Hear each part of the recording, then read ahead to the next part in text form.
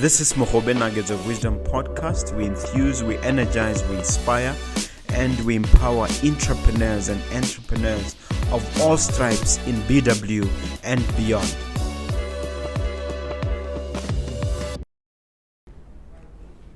Hello, welcome, Dumela, as we say here in Botswana, to another episode of Mogobe Nuggets of Wisdom podcast. We are thrilled, excited as always to come and bring you yet another entrepreneur, yet another somebody who can impact your life. I have a doctor in our midst. I have Dr. Kevin Sebekedi. He's going to introduce himself in greater detail. He's a doctor in the field of naturopathy, alternative medicine as some call it, and he'll tell you other variations of that theme. But before we get into it, please do me the small favor of just hitting that subscribe button so that we can reach more people. We really, really appreciate your support. We would like you to be part of our, Mogobe Nuggets family. Thank you so much, Dr. Sebekedi, and welcome to the studio. Thank you for having me. Yes. It's a thrill. It's a thrill to have somebody of your education and esteem joined us. Would you care to share your background in terms of training, professionally, and education? Sure. I'm a complementary alternative and lifestyle medicine practitioner, and I recently graduated, in fact, from the US. That's where I was studying. I was studying in the United States of America in a very beautiful school called Heartland Institute of Education and Health. Mm-hmm. Yes. And other collaborative studies from IIOM, which is International Institute of Original Medicine. That's where I was studying. And I completed my studies this year on the 26th of May, and I came to Botswana a week later because I know what I had to be brought here. So that's my practice. Like you had mentioned, mostly focused onto the natural ways of actually helping people heal and how to live a better life from without the burden of medication and the rest of life. What exactly is complementary medicine? Complementary, the word itself means that there's medical doctors and then there's us. So complementary means we work together, so we complement each other. So it's not like one is against the other. No, it's a collaborative work. A doctor will diagnose you and you will come to me and say, Dr. Kevin, I think I need your help on this. My primary physician told me that I have kidney problems. Can you help me with that? Then I'll look at what your physician gave you and then say, sure, I can work with that. So that's the complementary part. So it's just a complementary alternative part. So I'm not going to do what he was going to do. I'm just going to do something totally different. Yes. Help me just appreciate your education a bit more in terms of the universities you went to and the degrees you acquired. Yes. Well, the first university I started with was Botswana University of Agriculture and Natural Resources, which starts from, in the beginning I always wanted to be a doctor, but with the influence of my father, it kind of shifted to Botswana is a country where there's agriculture, like it's agriculture based from early old days, and people will never stop eating, in fact. So he kind of drove me or encouraged me to go to that direction, and therefore I listened to my father and it went that way. But when I got to university, and there are circumstances that came up which made me focus to what I always wanted to be in the first place, a doctor. And therefore I had to go abroad and study that. And that's the beauty. I had to go study in Heartland Institute of Health and Education. That's the one I did most of my education there. Okay. Yes. I happen to know that you are a Seventh-day Adventist. Yes. Did that have a role in your decisions, and does it have any bearing on the school you went to? Not really. In the very, very early ages, like I said, when I was young, I always wanted to be a doctor. That's where the influence was. Like I knew Seventh-day Adventists are people who use natural remedies, but I was just a little kid. But I was a nerd back then. Well, I still believe that I still am. But that's where I had to do so many other things in research. I did a research when I was going to Bokamoso CJSS of lemon curing cancer for my math and science project. So that was the exciting part, and that was because of the influences I read in one of the books that lemon has great benefits. It has these things and these things. So I compiled the research and competed with that research. So that's where the influence came in. But as I grew older, my nerdy part, it started when I was... I like you. The way you define it as your nerdy part. Yes. So it kind of got an influence. So I heard that, classical music can help you study better. So I was like, let me give it a try. As I was reading, because I was reading, journals and stuff like that. So I was reading scientific journals. So I would give it a try. Play classical music? Classical music as I was studying. And guess what? I performed even better than I was. So I did more reading, and I said, changing from a meat-based diet to a whole plant-based diet can actually help you get smarter and perform better, higher energies in school. And guess what I did?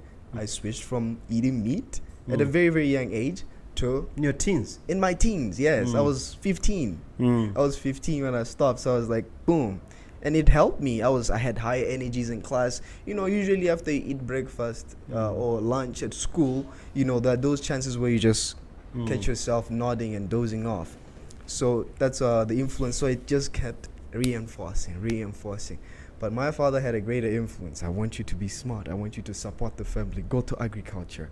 There's no backing out. There's no it might be. There's no maybe there. It's for sure you're going to be a farmer or, anything. For sure. That's the thing. So I kind of followed him, even though I knew what I was practicing was. So part of it, being an Adventist helped me to carry on with this lifestyle, but it didn't have much of a bearing to me to choose it or to choose the career that I'm in right now. But thankfully, it's interesting what you say, because in the book of Daniel, yes, there's a portion where Daniel speaks to the chief eunuch, yes, and says to the chief eunuch, says, try us for, is it 14 days or 7 days? 7 days. Yes. 7 days, and give us only vegetables so that we do not defile our bodies. That's right. And his definition of defilement was the fancy food that was in the king's plate. Yes. So help the viewers understand, not just from a religious point of view, but from a practical point of view. Yes. Why this food that is non-plant-based considered from biblical times as defilement of your body? Why are you defiled? Why did Daniel say that they don't want to defile themselves? That's right. Yes. The fascinating thing is back then the food preparation, was interesting. They would cook a whole pig, they'll roast it over fire. It's still done today, by the way. You just put a long rod of metal just from mouth to the behind of a pig, and you just roast it across the fire over a long time. And it would be golden brown, and that's the juicy part. The oils will be, drizzling, and that's what the people liked. And then the good thing is that Daniel back then knew that what was there was going to defile them. In that way, it was going to bring disease. Yes. So, and by the way, at the end of those days when they were taking vegetables and all those, they were proven to be the best and the smartest than the rest. Not just the best physically, but also mentally. So that's the beautiful part of it. So the fact that they chose to go for a plant-based diet, it had mental benefits to that as well as physical benefits to that. And the defilement that they were avoiding was that, if you eat this kind of food that was in the plate's king, it's going to affect the king's plate. Yes, in the king's plate. Was it going to affect my physical health? I was going to be sick. I was going to be dull in my mind. My decision making was going to be bad. And the positions that they were being recruited for needed a very high mental... Because indeed those Jewish boys ended up, at least according to the Bible, in leadership positions across the realm. All of them. And Nebuchadnezzar was impressed with them. He was. So you can see that even in the biblical days, the food choices that they were there had a very, very, very significant impact in the people that lived that lived back then. So how can you demonstrate to the viewer that really nutrition plays a role in preventing diseases? Yes. I want to start with just understanding nutrition. Our lives revolve around food, whether we like it or not. Our lives revolve. You cannot go to a birthday party and there's no food. You cannot go to a Thanksgiving dinner. It's called dinner because you're going to have something. You'll call it lousy if there's no food. That's right. It's going to be boring. Even if there's a small meat, even at funerals, there has to be food. So our lives are surrounded by food. You see? So there's this philosopher a very long time ago, over 2,000 years ago, Hippocrates. He said, Is that the father of medicine? the father of medicine. He said, "Let food be thy medicine, and medicine be thy food." You know, and He was a Greek, but he admitted somewhere he learned it from the Egyptians. he did. Yeah, he got did. it from the quote unquote black Egyptians, Yes. according to some scholars. Yeah. Yes. So nutrition plays a very big role in what we do, and in that aspect, there's two kinds. So I need you to understand: there's good nutrition and there's bad nutrition. Yeah. The good nutrition is what I'm going to encourage you to do today as the podcast goes on, and then the bad nutrition is what I'm going to tell you: avoid this. Yeah. Don't take this. Mm. So nutrition plays a big role in our health. You know, what you eat, we are what we eat. When you eat a banana, it's going to have an effect on your body, you know. And when you eat anything, it's either going to have an effect, whether the good effect or the bad effect. I can give an example of a banana I gave. When you eat a banana, it's going to support your heart because it's got potassium. And potassium is really good source of strength and energy for the heart muscles. That's the stuff that the heart loves, you know. That's the thing. And that's just giving an example of potassium. That's a mineral that's in the banana. And there's so many other things. You eat a potato, that's carbohydrates. Your brain loves carbohydrates because that's the main source of energy for that. You see that? So we are what we eat. So if you're gonna eat something, it has to have a good benefit to your body. So we have to be careful around what we eat. You have to know. So, yes. Could you explain by giving some examples of common diseases that result directly from poor diet? Oh yes, I can give examples. Number 1, cancer. Number 2, diabetes. Number 3, heart disease. All kinds of heart disease, including atherosclerosis, All those are preventable. Yes, and they're also reversible. Guess what reverses them? Nutrition. You know, in most cases, you know, of course, if you need a stent, they're gonna put a stent in your body. But for your heart to strengthen, you have to include other things alongside with nutrition. You know, and that's the biggest important thing. You're not going to eat anything, because if you just eat anything, you might cause more problems. Explain to me why you say cancer is caused by poor diet. Yes. So our body has, it's some very, very small amount, very, very, very little. Every one of us has cancer cells. Cancer cells, yes. And the cancer cells are just normal cells, but not normal cells. They are every cell that you have. For example, I'll say a red blood cell. You know, but just that the cancer cell is abnormal. Its operation is wrong. It's not supposed to be how it is. It's deformed in its function, and it's also in its and it replicates also. Yes, and the way it replicates is abnormal. It goes really, really fast. So if someone says I have skin cancer, they're gonna see a little spot on there. It's not supposed to be there. You see, and they're gonna take a biopsy or take a little sample, and they're gonna look and say, yes, these cells are cancerous. It means they're multiplying in a way that is not healthy, it's not normal. They're not supposed to be doing that. You see, that's how it is. So cancer, the food we eat can also be can also cause cancer in a way that can you give an example? Spicy food, you know, they have an effect in our body. They stimulate the gut. You know, there's a stimulation of the gut, and that stimulation, there's so much the body can take to a point where it just says, you know what, enough, you know. And then when it says enough, guess what takes over? The bad cells are like, aha, that's our condition. Let's multiply. Let's Why do is this. spicy food cancerous or cancer causing? It's cancer causing because oh yes, here it is. So we have, I want you to imagine the esophagus. Like Esophagus, yes, pipe. the windpipe. Like, not the food pipe. Yeah, yes. Yes. So there has, at the bottom of right here, we have a muscle called the sphincter. Yes, we have a muscle called the sphincter muscle, and that muscle is the one that opens up when you're swallowing so that the food can get inside the stomach, right? And then it closes up again. That's what it does. So what the spicy food does is that it causes an irritation to the sphincter muscle, you know? And then if the irritation persists for a long time, that's where it's not the only cause, by the way. I'm just giving an example. It could be this irritation can be caused by other many things, but that irritation can carry on. It can carry on, and then when that happens, the multiplication, you're providing the environment for the cells to multiply, and that's the cancer. So someone will be reporting with esophageal cancer. You know, they have cancer of the esophagus. So those are the big three: cancer, heart disease, and what's the third There's one? diabetes, there's Yeah. kidney disease, yes, there's Why Alzheimer's. do some people call them lifestyle diseases? They are lifestyle diseases because the lifestyle we choose determines what we have to be in life. If you drink alcohol, there's going to be damage to your liver, you see. And drinking alcohol is a type of lifestyle that people choose. It's not like you're destined to have alcohol. So you choose to live that way. So like every weekend, I'm going to stop by and drink alcohol.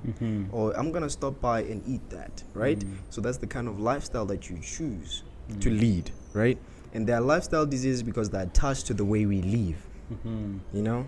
So I'll give an example about diabetes. In many cases, people are told that diabetes is caused by sugar. So many people will come to me, how you doing? I'm doing great. I'm not eating carbs, you know, because they've been told that carbohydrates has glucose. Turning to choose to sugar. Yeah, so sugar is what causes diabetes. And you're saying? And I'm saying is that's not always the case, because I'm trying to understand. The big term that actually next to my name I want to write lifestyle educator. So, so that people know that it's not about just treating but also education. So in the body, this is how it functions. The pancreas is the one that releases insulin. That's it produces insulin, and the insulin is like the key.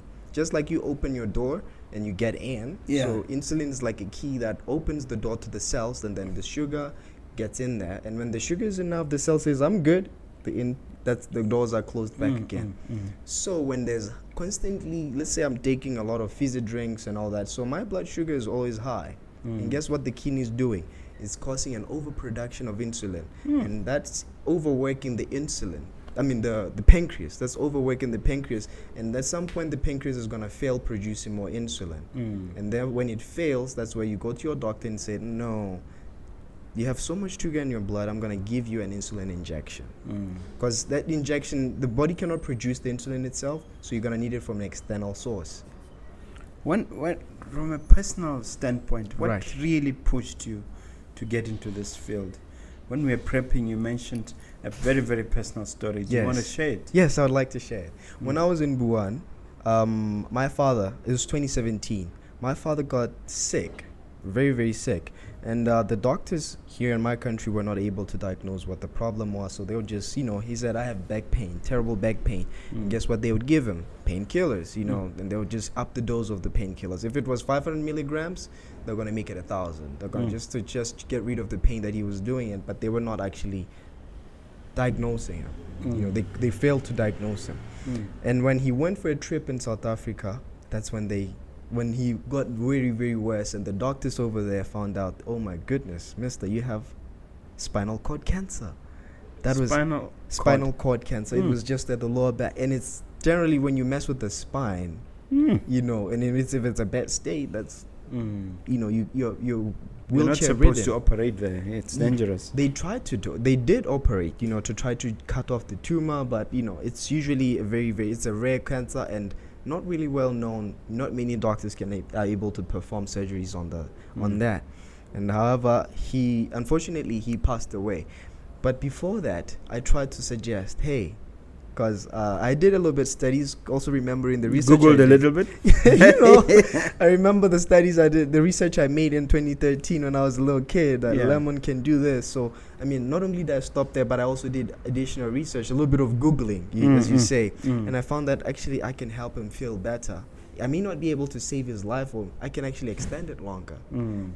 But the feedback I got was, you're not a doctor. You're not a doctor. Yes. Were you telling us that we should stop this so that we can just give him cayenne pepper or give him turmeric? And they're like, that's how it is. And unfortunately, in 2018, I lost my father to cancer. Yes. So and you think that you could have saved him? That's what I did. What I did. By going and becoming a doctor of naturopathy. Yes. You had a personal reason. Yes, and I knew. In Botswana, we're raised knowing that, when you feel a headache, you go get paracetamol, But I know right now, with my education, if you have a headache, you present to me and say, Kevin, I have a headache. I have to know the cause of that headache. Headaches don't just come, A swollen leg doesn't just come. So I have to go to the root cause of the problem, and that's what I deal with. I may help you alleviate the symptoms as I talk, but my focus will be at the root problem. I would say what caused that headache. That issue, yeah. Yes. So I'd say first of all I'll run my diagnostic. I was like, it might be dehydration, so try drinking some water, put some cold cloth over your head, and the thing keeps going on, and I have to keep going on and on and on and keep on going with my differential diagnosis and come up with a problem list. Okay, this guy may be suffering from this and this, and I eliminate. This cannot be, at the assistance of other lab tests and so many other diagnostic tools that we can use. So having said that, what are the essential nutrients or dietary components that are important for a healthy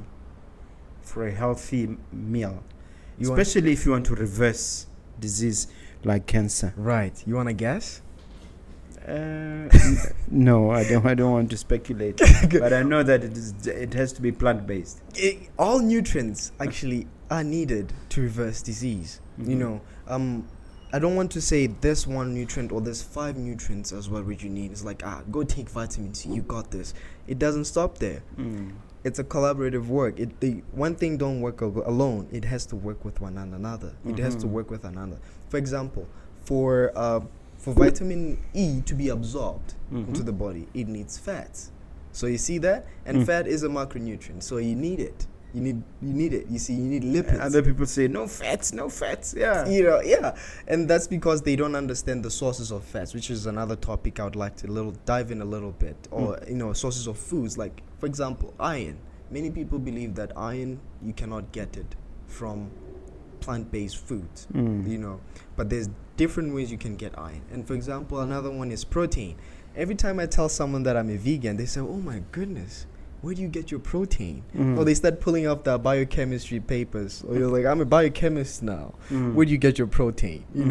There's so many good sources of protein in plants that are actually healthier and more preferred by the body than animal protein. Such as? Everything that is Lentils. legumes. Yeah, you could just legumes, everything that grows in a pod. It could be lentils, beans, you name it. If it grows in a pod and it's edible, like peas, it has protein. And you probably in the stores you might have seen people selling pea protein or pea protein isolate. So you get to see that there's actually good protein, and it's more preferred by the body than any other protein. And talking of an example would be iron. There's 2 types of iron, by the way. There's a heme iron, Heme, and non-heme iron. So that's a pretty simple distinction, right? Heme iron and non-heme iron. And heme iron Heme, H-I? Heme. Okay. Yes, heme, like Heme. Iron, yeah. Heme iron and non-heme iron. What's heme? Yes. So have you heard of hemoglobin? Yeah, I've heard of hemoglobin. Yeah, so it's the red blood cells, they have this little component inside them. It's called hemoglobin, and that's what attaches to to oxygen, so you can transport it to the brain, to the fingers, to whatever. So that's how it is. So that's what that's the iron that makes up that. And there's more fancy terms I could use, but for the sake of the podcast and the audience, I'm not gonna go into the lingo. Then yes, the lingo, yeah, you'll confuse them. Yes, so just think of it that way.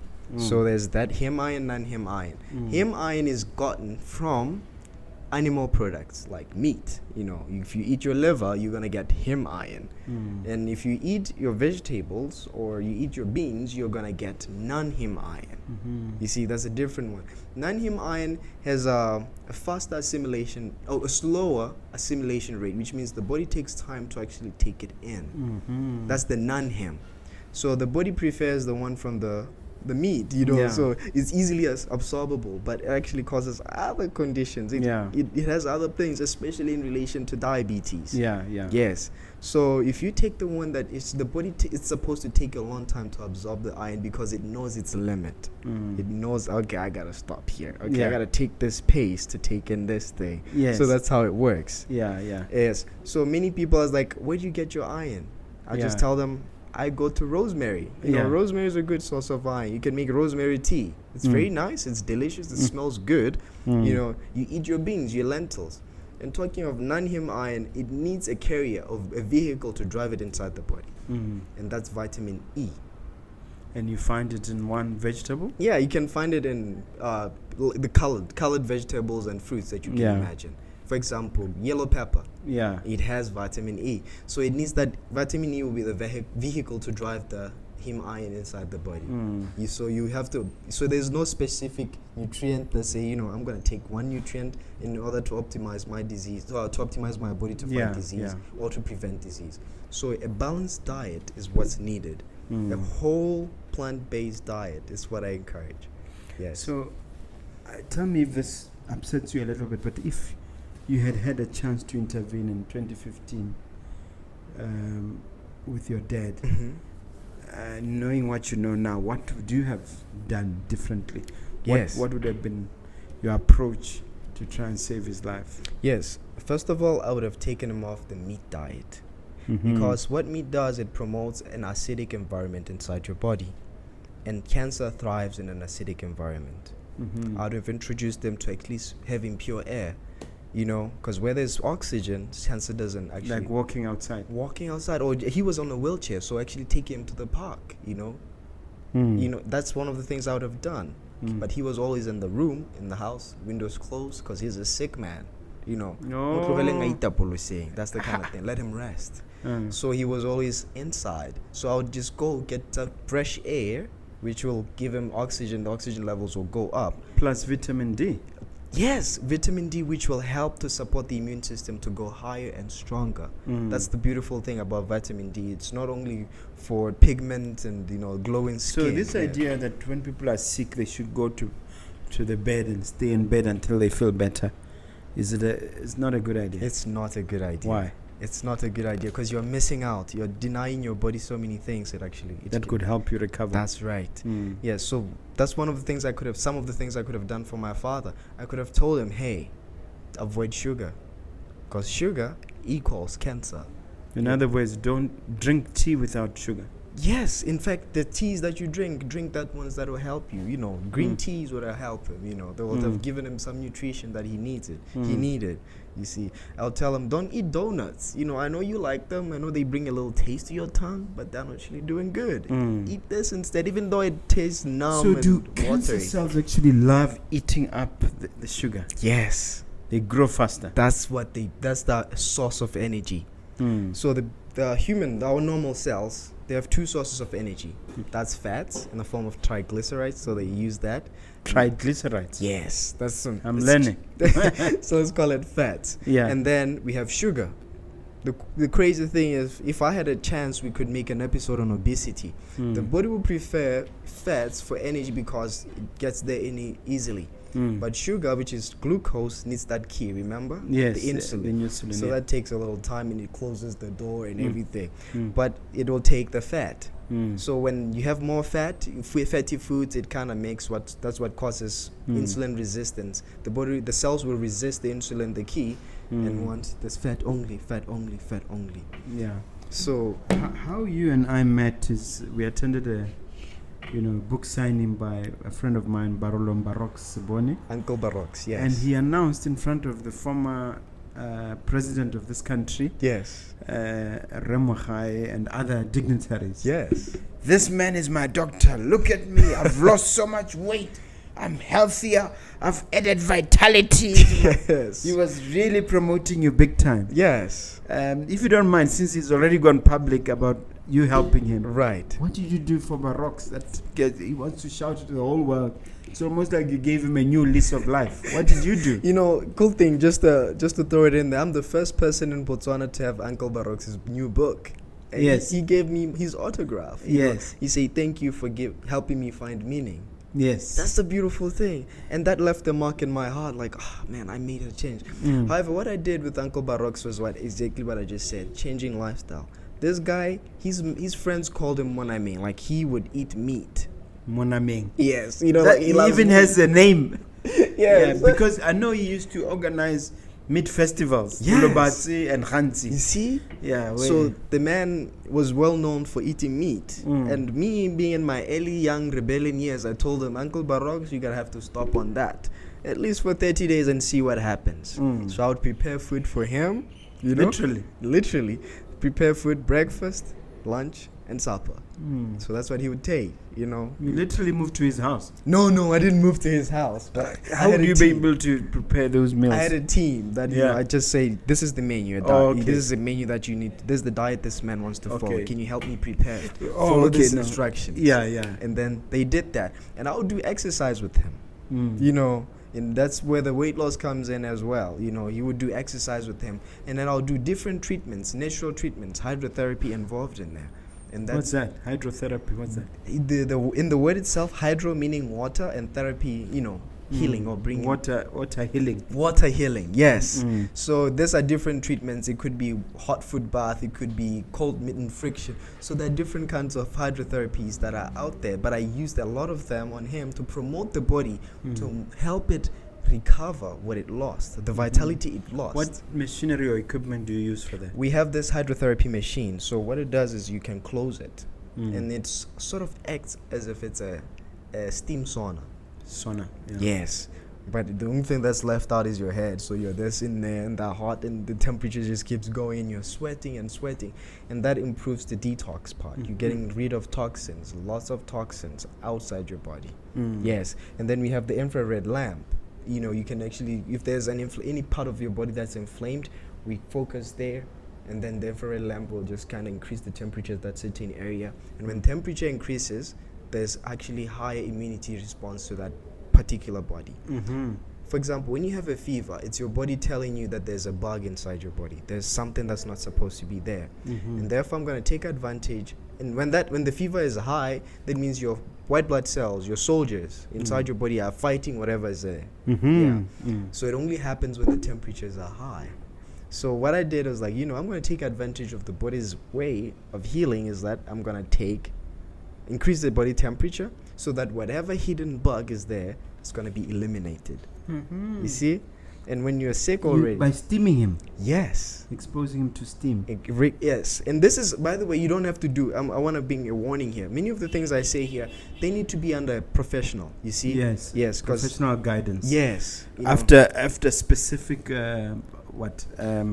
diagnosis. Yes. You don't just say, you know what, this guy just said something interesting, I'm gonna steam myself. You gotta it's troublesome. It's troublesome. You don't need to do that. That's just a warning to the people, you know. Don't do that. In fact, go to a person and your doctor and say, I want to try this, and he will advise you on that and say, no, you have this problem, so that will not be good. Maybe you just got done with a surgery, so maybe exposing the wound to high temperatures is not a good idea. Yeah. So you see that's so many things that we look. With those 30 days, what was the major change that happened? He lost weight. That's number one.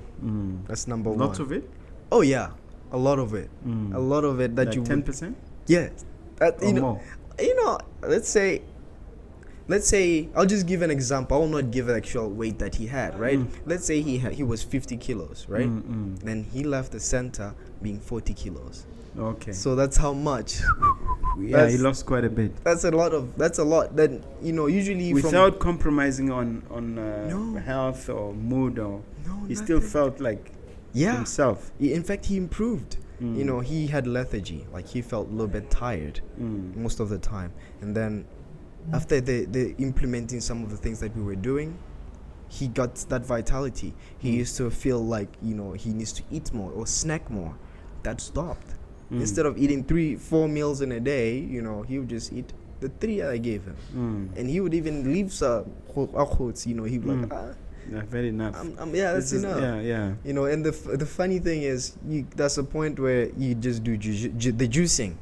You know, I took him through a juicing program where he was just taking juices, and then with those juices, you know, when you're just drinking liquid all day, you might think I'm not gonna be full, you know, but just taking 3 juices 3 times in a day, he didn't complain of hunger. He's like, this is surprising. How am I full from just drinking juices? And these are juices that I made from vegetables. It's not just the juice you buy from Spa or wherever, which has been highly processed anyway. Yeah.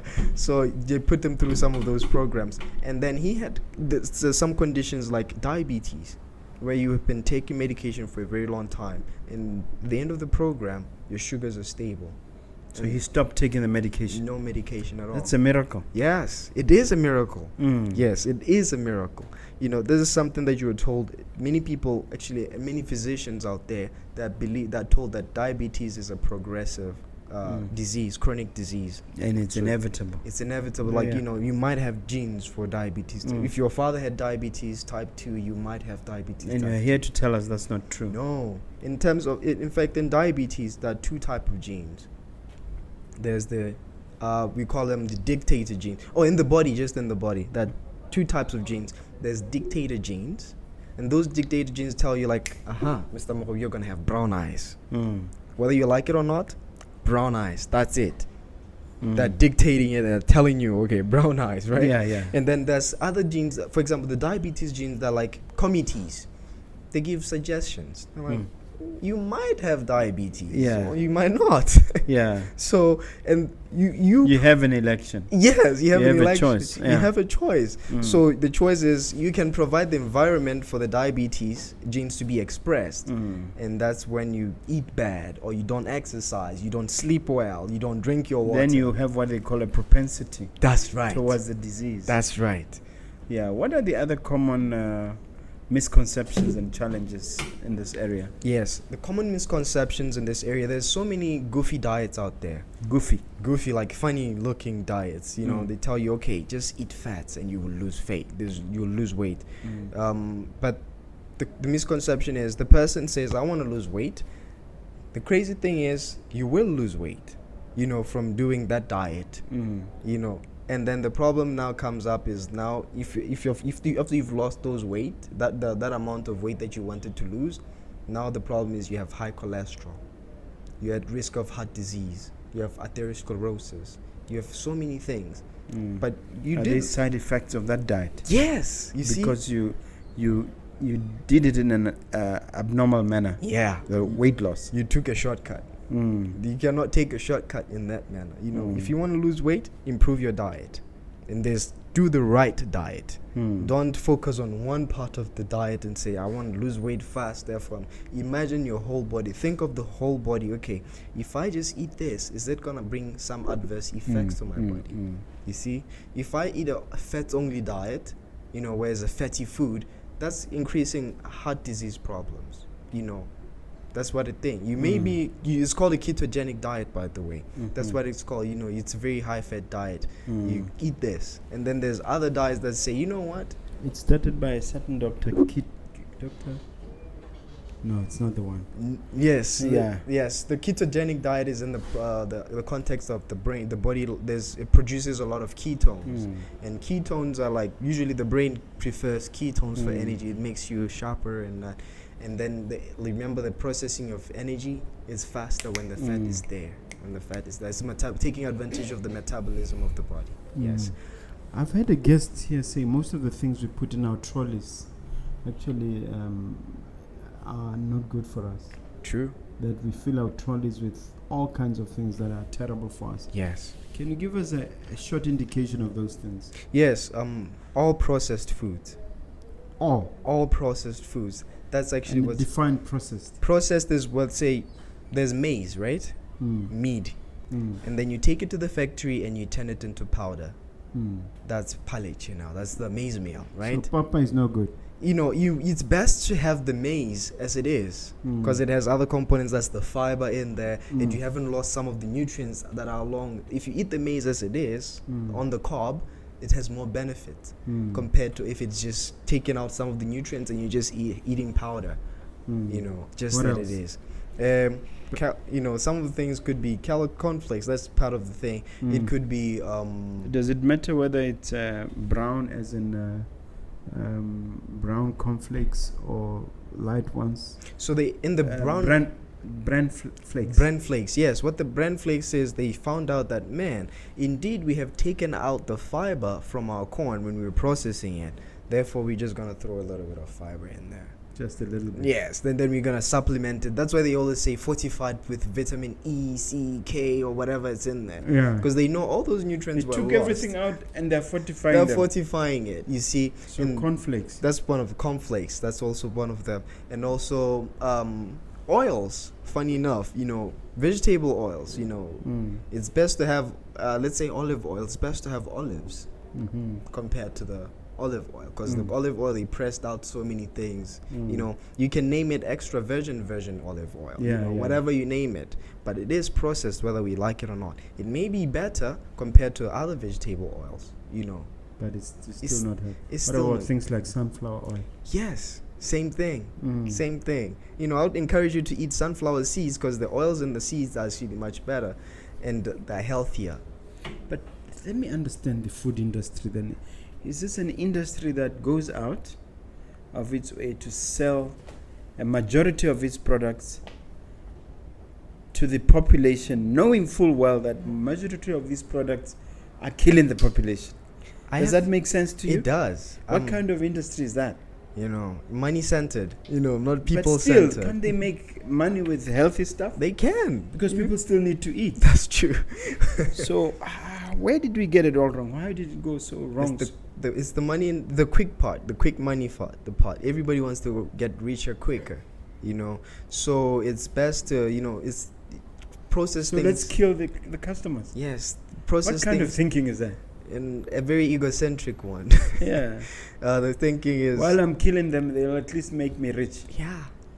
And you'll find out most of these people, they don't eat what they sell. That's the sad part. How do you know that? How can you prove that? I've been in the US. I've seen things. Yes, I've seen things. Most of the owners of this big food manufacturing. Yes, some of them are vegan. Yeah. Man owns a butchery, but he doesn't eat anything produced from the butchery. Yeah. Yes, I've met a person like that. You ask him, why don't you eat the meat you produce? Like, no, it's not good for me. But you give it to him? To the population? So that's where you get to see. So it's that insane. It's the world we live in. That's so how. What else is bad for our supermarket trolley? You mentioned papa, cornflakes, vegetable oils. Yeah, vegetable oils. Meat. I'll just put the meat right there with capital letters. But the meat, to someone who's grown up in a society where the economy, before we discovered diamonds, right, the economy was run by meat. Right. And we have more cattle than people. Right. How can you convince me meat is bad for me? I don't want it to get to a point where the doctor is the one that convinces you to say don't eat meat when there's actually a bad diagnosis. Conviction I can bring to you is, there's been several studies that have been done, a lot of them that have proven that meat causes disease. Whether it's red meat, pink meat, white meat, whatever you name it, even seafood. Even fish. Yes, even fish. Whether you eat it once in a week, month, it's like taking a little bit of poison or arsenic. And I was like, I'll tell you why I eat fish. I eat fish because in the Bible, that seems to be Jesus' diet. He got those fishermen and I assume that he was eating that meat. Remember the 12 loaves? The 5 loaves and 2 fish. And 2 fish, yes. From a 12-year-old. Yes. I rationalize. Tell me whether my rationale is wrong. That the master of the universe who saved the earth ate fish. So why shouldn't I eat fish? Was I wrong? That's a good rationale to have. It's like, oh yeah, Jesus did it, then why can't I do it? But we live Jesus was here over 2,000 years ago, right? So that was when the times were really good. They did eat a lot of things. They were not vegans. They were not vegans. A lot of them. They were farmers. They were livestock rearers. They kept animals. Yeah. And they traded those animals. But there's a lot of things that have changed, and how our body processes food. I would say this from a theological point of view. Sin has made us go down more and more. So you'll find out the vitality that they had back then was stronger than the vitality that we have now. People before Jesus, let's say the time of Noah, they lived, a long time. Well, I know that Methuselah had 900 plus. That's right. You see? But guys like Moses got to 120. You see, so it kept going down. It Mm. kept going down. And then even the physical stature of the people, we had giants back then. Mhm. Right now we have me, Mhm. a little short guy. Mm. So you can see there's so many things, and also in the food as well, the type of food the fish eat, the poisoning that we put in the oceans and the rivers and everything, the fish eat all of that and it gets absorbed Mm. into them. And guess what we do? We get that. We eat it. Yeah, but going back to the vegetables, we have insecticides, Mm-hmm. we have chemicals, we have all sorts of things that are put also in the vegetables. Yes. So an argument can be made that they can just be just as dangerous in Yes, modern times. they can. They can. That is true. But so the best thing you encourage to do is grow it yourself. Get organic. There are stores where you can get organic. There's a section says this one we didn't use insecticides or anything. Mm. It was grown organically, right? Mm. So that's encouraged. And also do that knowing what you're doing for your body. Mm. So don't be a slave to taste. Meat tastes good. You see? I don't want to deny that. But it does more damage than just having you wanting to be slave to the taste alone. Yeah, yeah. You see, think of like, if I eat meat at this rate, it's costing this and this and this and this. In 5 Yeah. years, maybe I'm at the risk of heart disease. Do I want to live on heart Because some of my medications? research has told me that even the way we used to eat meat in the old days, Mm-hmm. you'd eat, for instance, once in a while as a Yeah, treat, that's killing true. your beast in a And a it'd be party. delicacy. Yeah. But now these days, people want to eat it twice or 3 times a day. Yeah. So it's a frequency with which it's eaten that's making it worse. Yeah. On that point, since I just got back from the US, I'll use the US as an example. Yes. In America, a day, in 1 hour, Americans eat 1 million chickens. 1 million an hour. 1 million chickens in 1 hour. Mm. so in 12 hours, that's 12 million chickens at the higher rate. Mm. And in that chickens, there's different food But there's preparation. 330 million of them. Yeah. 50 or something. Yeah, so There are lots imagine of Americans. lots of Americans. So now imagine it. So if you divide it among the population, it doesn't sound that terrible. it doesn't, but it's a lot. Yeah, it's still a lot. Yeah. Yes, it is a lot. An hour is crazy. Yeah, just in 1 hour. Because if it's 24 hours, that's 24 million, right? Yes. And now 24 million, think of 24 people. Mm. You see?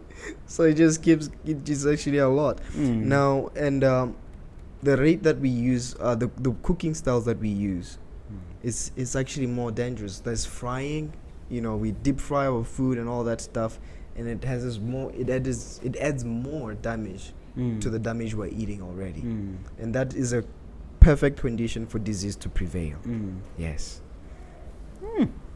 So how can individuals overcome these challenges and address these misconceptions at an individual level? Yes. One thing I want to say is changing your lifestyle is not an easy step. Mm. It doesn't just happen with one go, especially if you've been doing the thing for years and years. It doesn't just say, you know what, I'm going to stop meat. Mm. You may have the courage to do that, but it's not easy.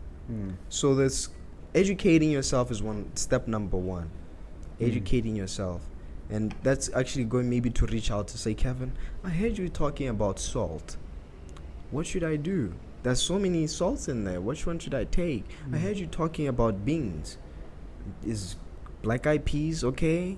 Or should I do that? So that's one thing. And as you do that, that is actually powerful. That's step number one. If you know where you want to change, it's a good step to take. That's so you don't just go onto the internet. It's like, I saw this lady, she lost 50 pounds and I want to do that. But you don't know how she was. You don't know how she did that she did.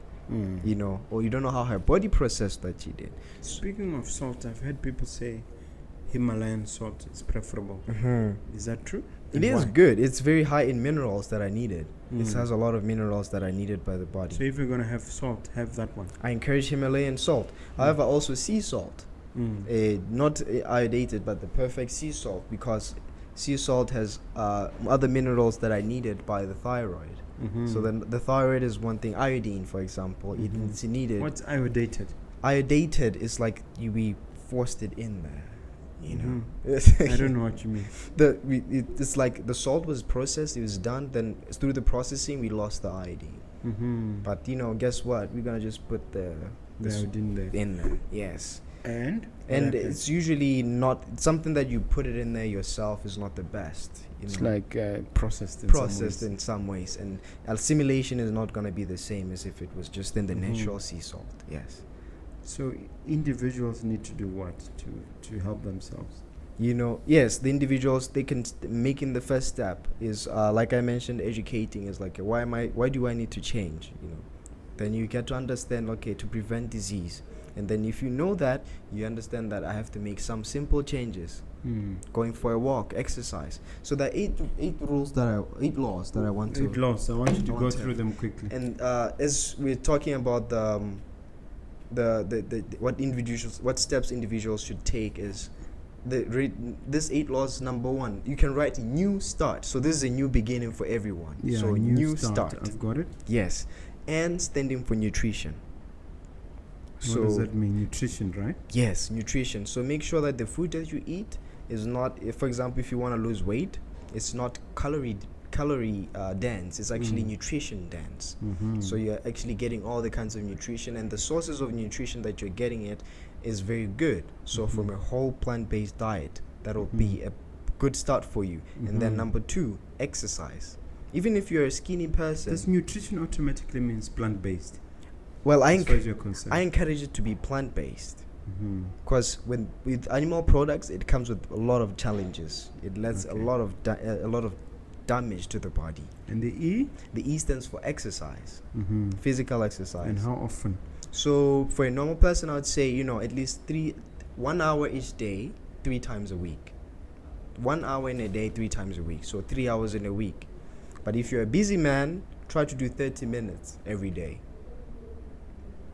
Just 30 minutes every day, and you just do light exercise. It could be jumping jacks, burpees, or push-ups, pull-ups. 30 minutes, and you consciously decide. How did you get to that number, 1 hour a week? Oh, it's research, actually. It has been done that if you spend this much time doing physical exercise, it actually helps the body to, number 1, get rid of toxins. That's number 1. Get stronger. The heart muscles get stronger. You don't lose your muscles. That's number 2. And when the body moves, the brain grooves. So your mental capabilities stay stronger, and they stay same, or they actually get stronger. You don't get to problems of Alzheimer's or dementia. Okay. Yes. And the W? And the W stands for water. Both when you drink it, there's water, or externally as well, washing up. Yeah. Yes. How often? Well, I encourage that you have to be doing the washing every day. Yeah, you have to wash every day. Otherwise you start smelling funny. True. But in terms of internally? Yes, internally I encourage 3 liters a day. 3 liters a day. 3 liters a day. Do you spread it throughout the day in the form of tea like I do? Not in the form of tea, just like as water as it's in the glass. What's like wrong this. with drinking tea? Well, there's other. So hot liquids cause some debilitation to the stomach as well. Okay, what about warm? Warm water is good. I drink warm water So what in the about morning. warm tea? Warm tea is good. Yes. So you see, not the hot one, not the one where you get to before you drink it. So yes. So warm what does tea. it do to the body, that one? The warm tea. So it doesn't have to strain the body. The body doesn't have to cool it to fight cooling it. It doesn't burn. Okay. For example, if you drink hot tea, the burning starts from the tongue. And you swallow it fast so the tongue doesn't burn. Guess what happens it to burns the rest of the Yes. and the tongue is stronger than the muscles or the tissues that are lining your stomach. Yeah. So you drink hot tea, you swallow it too fast, you're gonna burn those intestines. Not the intestines, rather. You're gonna burn in your. terms of these 3 liters, it should be pure water, or you can take the form of coconut water, the form of, for instance, juices and drinks. Yes. So in liquids, coconut water, that was a good example. If you're working as a construction person and you're out there, hammering and, sweating in the sun. The heat. Yes, you're losing salts. And coconut water is a good replacement for the electrolytes that you're losing. Unfortunately, we don't have a lot of coconuts That's around true. here. Yeah, we don't. So what's the next best alternative? So the next best alternative is just keeping hydrated if you're a person who's out there, and then you're going to replace those salts that you lost through the diet. So you're going to eat foods that are high in magnesium. They're going to eat the foods that are high in potassium, and that will be your bananas, your spinach, your all kinds of your fruits and vegetables. They will replace those things. I don't want you to go for multivitamins. No, that's not my thing. It's good, and if you're gonna get vitamins, or your doctor refers you to get more vitamins, it has to be purely vitamins, no minerals. Don't see copper in there, because for example, if this mic was a copper metal and I leave it out there, it'll oxidize. If you leave a copper metal in the air, it turns brownish, right? Yeah. And that's the same thing that happens in your body. And the S? The S stands for sunlight. So getting enough hours of sunlight, that would be good for you. How many is enough? So in the mornings, when the sun is still golden, you still got the golden rays. That's the ones that I usually encourage. That's you don't want it to be right now. It's scorching hot outside, so being in the sun is not encouraged. So just in the golden hours that you get, it will help you with hormone regulation for your sleep, and also for vitamin D. Through your skin. Okay. Yes, and the T stands for temperance. Temperance means doing everything in moderation, avoiding things that are harmful to the body, and taking things that are good to the body, but in balance. Don't overeat, because eating is good for the body. Temperance related to temperament. Does that mean you have to be calm and not get angry easily? Yes, it also involves stress management. Yes, so it also involves stress management. And is that something you help with? I give tools for that. Yes, I may not give them right now, but if I find someone who say I'm going through a hard time, I can go with you through this, because I'm a lifestyle coach after all. So You're also a lifestyle coach. Yes. Okay. Yes, I'll sit down with you and say, this is how we could deal with this, and you do it, and you say, yeah, it's working. It's working, or maybe let's try something else. This one didn't work, but usually I've never had that feedback that says it's not working. And then that's the temperance. Number 6 is Air. Spending time in the outdoors. Get outside. If you live in a big house, go to the balcony, get that fresh air in. Go to Masim, go to the farm, get the pure air. It's good. How often is that? Get fresh air every day. Keep your windows open in the house. I know it's hot, but at least crack a little bit. Don't rely on the AC. Crack a window just a little bit for the air to move in and out. Yes. I often fight with my staff switching it off AC, and they switch it back on. Yeah. Yes. And then the R stands for rest. Not only from physical labor, like maybe your exercise or something is happening, but rest as in sleep. Yes, sleep is very important for preventing disease and also reversing it. Yeah. Yes. So you gotta get in at least 8 hours. Is there a number of hours? 8 hours, at least 8 hours of sleep every night. How did you get to that figure? Oh, it's research. So there's this thing called circadian rhythm. So circadian rhythm. So it's like the clock inside your body. Nature is amazing. That's why the Bible says we're fearfully and wonderfully made. So your body has a clock that it pays attention to. It's like, okay, what am I gonna do today?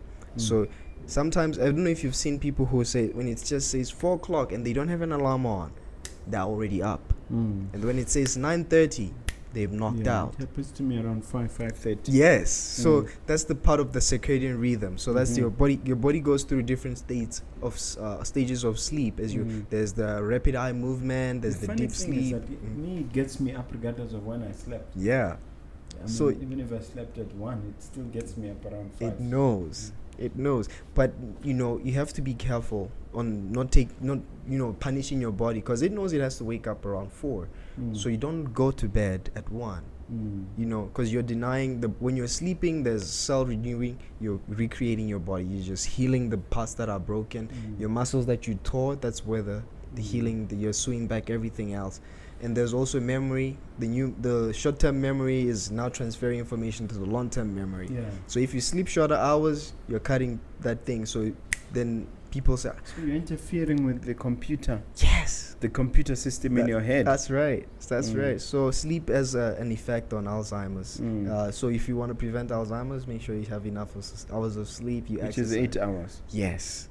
8 hours. And then the last one. And can you compensate during the day taking naps? I usually don't encourage taking naps, because you're stealing sleep for later. Really? Unless you're trying to catch up. Yeah, you're trying to catch up. In an effort to catch up with the sleep you lost, you can't You can't take naps during the day? Well, you can, but this is what I advise. Instead, to avoid taking naps, is that you make sure that your schedule, you go to bed, let's say by 9:30 for you. Because you want to get that 8 hours, right? So if you wake up at 4, so you better be in bed by 9:30. So make sure that your agile ends between, before that number, so that you'll be able to get enough hours. So don't just say, I'll compensate tomorrow. On that point, how has our cell phone and technology contributed or interfered with our sleep patterns? It did affect it negatively. Sadly, is that this light, the light that the phones emit is called blue light, and it affects. It's the kind of light that is in the surrounding, and that's the one that says stay awake, and then the serotonin don't come out. What's that? This the hormone that says calm down, go to bed. Go to bed. So serotonin says go to bed. The cell phone says stay up. Yeah. Through the blue light. It's through the blue light, so it's affecting some of the cells that are in the eye. They cannot signal the brain to say, okay, I want to sleep now. So the brain is like, I can sense the light. What do you want me to do? Until you turn it off, and you just put it aside. That's what I encourage. And what is there a particular discipline or an app or something? Yes, that you can. Yes, there is. There's this thing called you can use a screen timer. So a screen timer you can set in your phone, or you ask your wife, say, honey, I want you to set the amount that by this time I cannot use any app on my phone except the settings app, which nothing happens there. So she can put the password. So when it says 9:30, you try to open WhatsApp. WhatsApp doesn't open, and guess what? You'll be bored, and guess when you're bored, you go to bed. So, and the benefits, before you know it, the sleep comes. It comes, yes, and that's one of the benefits. And for your children, because I think we're used to titillating our brain before we sleep. That's true. Is that dangerous? It is. Why? It leads to problems like Alzheimer's disease. You don't want to. You want to give it the time to ease into the sleep. You don't want to force yourself to go to sleep. Like, okay.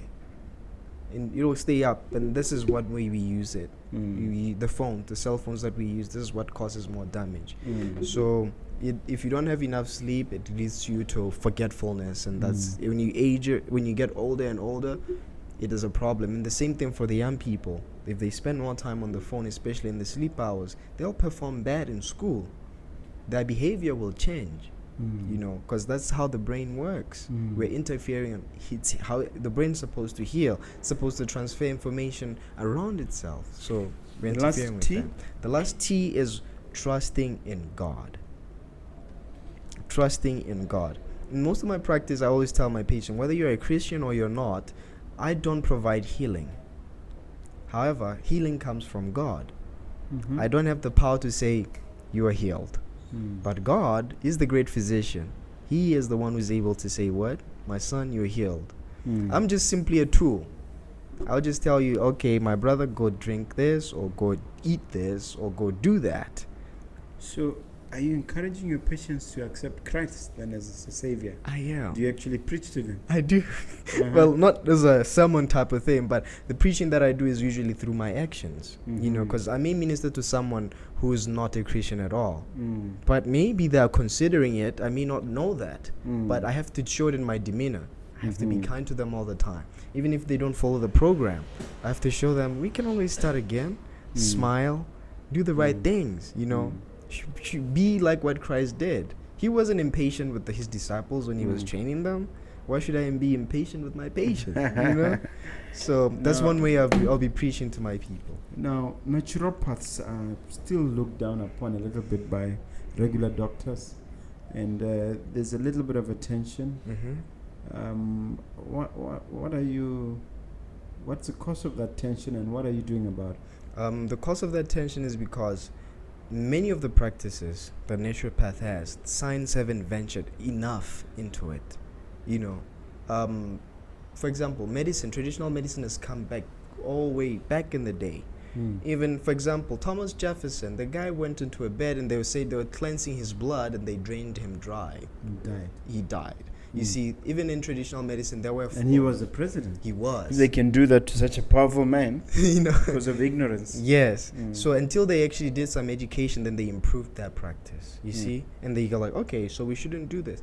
But then the natural world now, that is now emerging.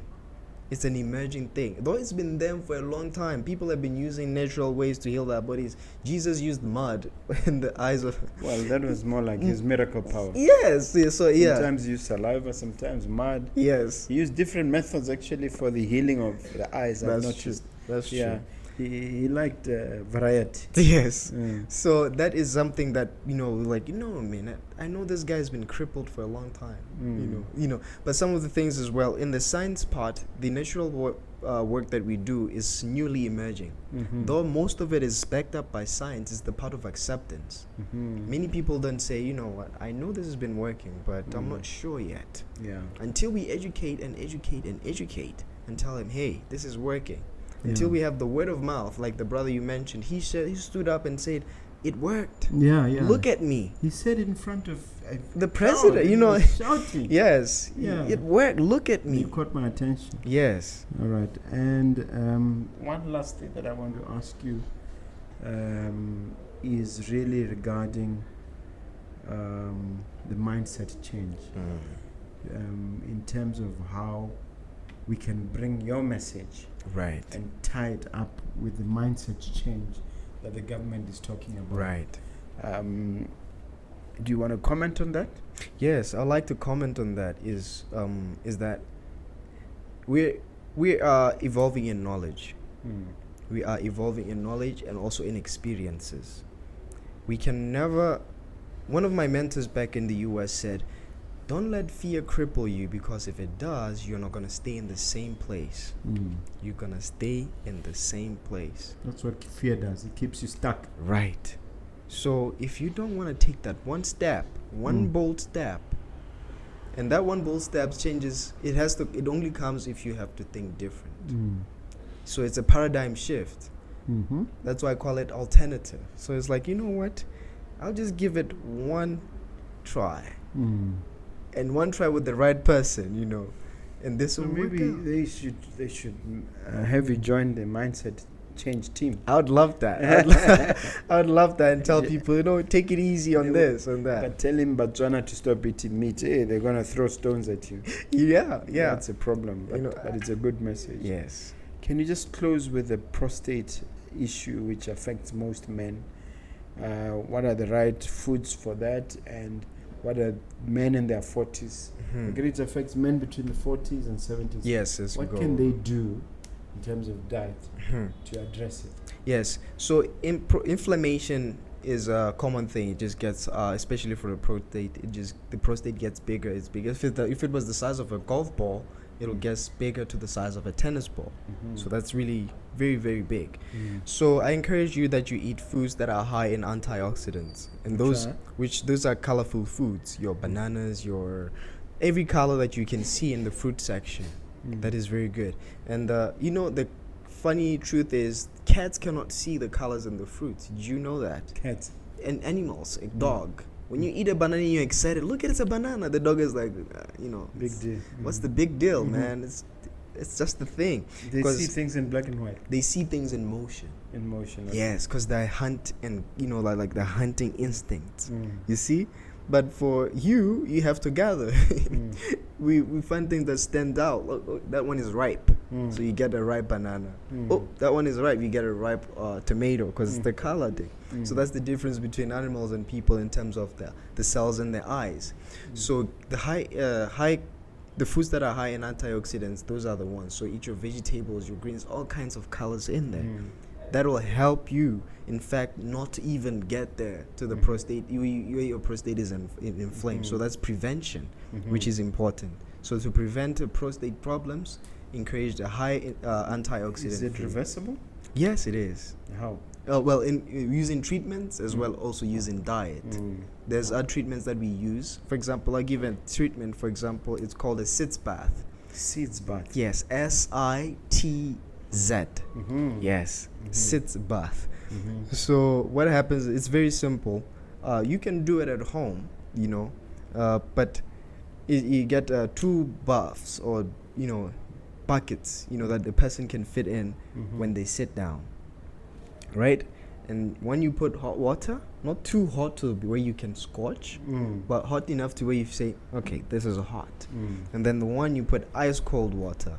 And then you spend 3 minutes in the hot bath, which is usually comfortable because it's not extreme heat. Yeah, it's not extreme heat, so it's comfortable. You sit there for 3 minutes, and then when the 3 minutes elapses, you go to the cold for 30 seconds. That's ice cold. There's ice blocks in there. And you just go there for 30 seconds, and you will see it. It's so cold. So what happens there, the physiology that's happening in there is that we're working with the stimulation of blood. When there's hot, there's vasodilation. The blood vessels get bigger. And when it's cold, there's vasoconstriction. They get smaller. You see? So when you do that, you're manipulating the blood. When the blood is in the hot, it goes to where the hot is. When it goes to cold, it runs away from where it's cold, right? Yeah. So when you do that, you're delivering oxygen, nutrients, and everything as you do that. So the breathe in. So you see, that's taking advantage of what the body does naturally. And does it then target the problem area? That's right, because you're going to sit in that tub. You literally squat inside the tub, and then you stand up again, you squat for 30 seconds. From the smile, I would bet that this is something you've done quite a bit. Yes, it is. And, you like the way it works out. It does. And how long does it take to reverse the problem? Well, it's a thing. The body doesn't take shortcuts, so it takes a long time. For example, a year. No, a year is a long time. I'd say 30 days from people I've worked with. Oh, okay. Yes. That's brilliant. So that's for people I've worked with. Yeah. And that's different levels of inflammation of the prostate. If it's enlarged, there's different levels of it. That's for those I've worked with, where the prostate was at least the size of a tennis ball. In 30 days, the person was like, it's disappeared. Yeah, I don't have to wake up in the middle of the night. Yeah. It's brilliant. Yes. For the first few days, it's usually like, I don't see the changes. Yeah. But it takes time. 30 days is a short time. Yeah. All right. Now, this is a part where you tell us of your long-term plans. What would you say if you had a crystal ball? Where will be Kevin Sebekedi 10, 20 years? Yes, and I'm in an entrepreneurial podcast, and I'm somewhat of an entrepreneur myself. So I have a business plan. I call it Lake Breeze Retreat for Health Retreat. So that's one thing I want to start in the near future, and that's something I want to see running in the next 5 years or within the next 5 years. Wow. So I'm still gathering a team, getting all the nitty-gritties, the lawyers and all the stuff, get in there, the papers signed up and everything. Yeah. Yes. Initially, I called it Balm in Gilead Center for Health. Wow. Yes. Wow. So is there no balm in Gilead? There's a new Balm in Gilead. Yeah. So, but I was like, I gotta get it to a place where people can understand it's a retreat, not a church. So Balm in Gilead, they'll remember the Bible. Although most of my practice is centered around Christianity, but I wanted to say, I want something that someone can relate with. Lake breeze. Everybody likes a breeze by the lake or by the pond or anything. It's cool and it's refreshing. Yeah. So it's a Lake Breeze Health Retreat. So this is where I want to have patients, where I can admit them. So 5 to 10 years. Yes. We'll play this tape and then see how things see how going. far it is. So that's the plan. Okay. Yes. Good luck with that. Thank you. All right. Now you can ask me a question. The question that I would like to ask you, very interesting one, Ralph, and I was thinking about it, is I'm young, and you're my father. I'll just call you my father. Yeah. And usually I have had a challenge where creativity kind of has a clash with experience. And when I say experience, I mean the people who are older than I am. Yeah. I bring new ideas. Boom. I know this can work. But then the experience is like, nah, I don't trust it. So how do you find that balance to work creativity and how creativity and experience can work together? How the young, especially in this world of business, I come with new ideas. How do you guide the young person who's like with your experience so they can work together instead of clashing? That's a brilliant question. But traditionally we say which means we've always recognized that wisdom comes from the young, certain types of wisdom. Right. And I think it's in Isaiah where we say it came from the mouth of babes. Something profound coming from babies' mouths. Right. In the book of Isaiah. So both the Bible and our culture recognizes the beauty of innovation and talent from the young. Mm-hmm. And even now, parents are being encouraged that to talk to their children in such a way that they don't limit them. Stop Right. saying, where you're constantly limiting them. So in terms of striking the balance, I'm not sure that there's a perfect balance. But Right. for somebody like you, and I think you need to find a mentor. Right. I think you found several mentors already. People like Barox and you. Doctor, and myself, yes, Yes. to some extent, and the other doctors you've met. Yes. It seems to me that a healthy balance can be found. Mm-hmm. We recognize that there's brilliance in youth, Right. but sometimes when you're exuberance, because there's a thing called youthful exuberance. Right. When that youthful exuberance gets out of the way, we can say, wait a minute, let's slow down. We even have a saying in Setswana that makaku amasha, which means really we need to retain the old Right. and absorb the new. Mm-hmm. So I hope I've answered your question. You did. You Yeah, did. yeah, yeah. Thank you All very right. much for that. Look at that camera, say, and leave the viewer with one final message, Yes. motivational message, as it were. The final message that I have for our viewers is that making a lifestyle change, like I've mentioned, is not easy. However, it's possible. All change is not easy.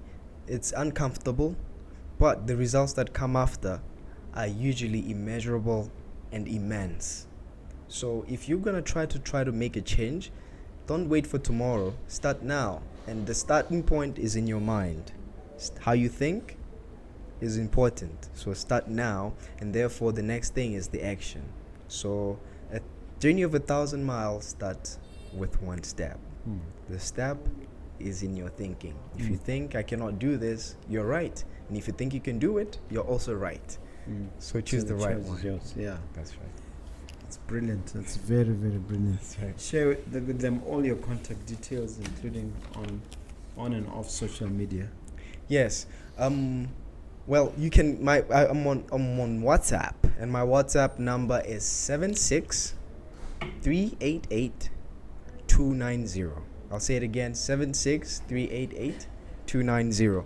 And on Facebook, you can go follow me. It's just simply Kevin, and then you can skip space and put 2 dots of I, like Kevin I. One I is capital letter, and the other I is small caps. I'll also give it to Mr.